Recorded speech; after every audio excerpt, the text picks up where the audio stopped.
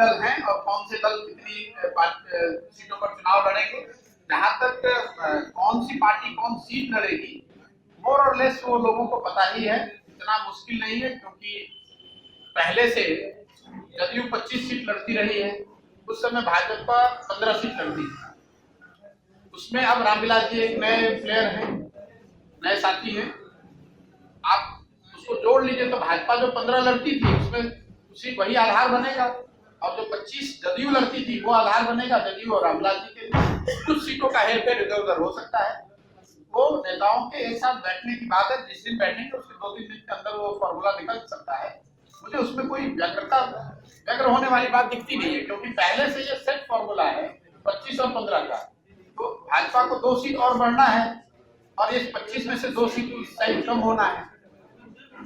इसका मतलब ये नहीं कि वही सीटें सेम होंगी, लेकिन एक बेस बातचीत शुरू करने का एक आधार पिछले 10-15 साल के चुनावों को देखते हुए पहले से इन दलों के पास है।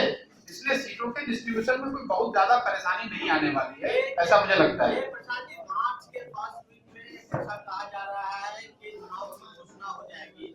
वैसी स्थिति में आपके गठबंधन में सीटों को लेकर निर्णय तो कब तक हो पाएगा? भाई, अगर मुझे लगता है कि मेरे पास तो कोई डेट है नहीं कि चुनाव की घोषणा कब होगी, लेकिन किसी दूसरे महागठबंधन से जिनसे हम लोग की यहाँ पे राजनीतिक लड़ाई है, इतना आप निश्चित रहिए कि उनके मुकाबले हम लोग के यहाँ इन चीजों की घोषणा पहले हो जाएगी और इस पर स्पष्टता बहुत जल्दी आ जाएगी। अभी तो उस साइड से यही नहीं तय हुआ है कि कितने दल उस महागठबंधन में है, ये नहीं तय हुआ है कि हर दल कितना सीट लड़ रहा है।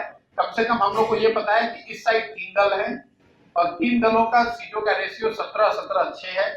अब कौन सी सीट कौन पार्टी लड़ेगी, मैंने आपको उसका एक बेस भी बता दिया कि डिस्कशन का बेस 25-15 जो पहले था उसके इर्द गिर्द ही रहेगा। थोड़ा बहुत उसमें ऊपर नीचे हो सकता है, तो इसको 2-4-5 दिनों में सेटल किया जा सकता है। जिस दिन भी नेतागण ऐसा समझेंगे कि अब इसको अनाउंस करने का समय आ गया है, वो बातचीत शुरू करेंगे। 2-3 दिन, 4 दिन, 5 दिन मैक्सिमम में हो जाना चाहिए। भी आपकी पार्टी में आ रहे प्रसाद जी, बहुत चर्चा है काराकाट से टिकट के लिए। भाई, मैं यहाँ था नहीं, मुझे जानकारी नहीं है। मैंने कहीं पेपर वगैरह में पढ़ा है कि उन्होंने ये पढ़ा है कि वो आरएलएसपी से विकास दिए गए हैं, या उन्होंने आरएलएसपी शायद छोड़ दी है। उसके आगे की जो बात है, कहाँ जाते हैं नहीं जाते हैं, इसकी कोई जानकारी मुझे नहीं है। नीतीश कुमार से निकटता रखने का आरोप लगाया गया है, इसी कारण उनको निकाला गया है। अब ये तो जिन्होंने आरोप लगाया है वो बता सकते हैं। उनकी ऐसी कोई निकटता नीतीश कुमार जी से है, वो मुझे तो कम से कम विजिबल नहीं थे 1-2 साल में। नहीं, वो तो पार्टी निर्णय लेगी। अगर वो पहले तो वो आना चाहते हैं कि नहीं, और अगर आना चाहते हैं तो पार्टी उस पर क्या निर्णय लेगी वो तो वही लोग बता सकते हैं। दिग्गजों को लाने का सिलसिला आपने शुरू किया है, आज अशोक चौधरी, कल रामजतन सिन्हा, कब तक चलेगा ये? दिग्गजों को लाने का सिलसिला शुरू किया है, ऐसी बात नहीं है। लाने का पहला प्रयास तो 1 लाख यूथ का है, जो दिग्गज नहीं है, जो सामान्य परिवार से राजनीतिक पृष्ठभूमि के नहीं लोग हैं, ऐसे लोगों को लाने का प्रयास है। लेकिन पार्टी की अगर बढ़त है, पार्टी की मजबूती दिखती है, तो राजनीतिक लोग भी उसमें आते जुड़ते रहते हैं। आज अशोक जी हालांकि वो निर्दलीय विधायक हैं, कोई पार्टी फॉर्मली नहीं ज्वाइन कर रहे हैं, लेकिन पार्टी के सिंपैथाइजर हैं और जब समय आएगा तो शायद ज्वाइन भी करेंगे।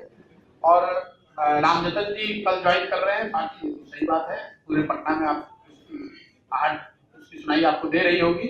जो भी दिग्गज हो या दिग्गज न हो, अगर आना चाहता है पार्टी में और पार्टी के विचारधारा में, नीतीश कुमार के नेतृत्व में अगर उसका भरोसा है, तो लोकतंत्र है, उसका स्वागत है।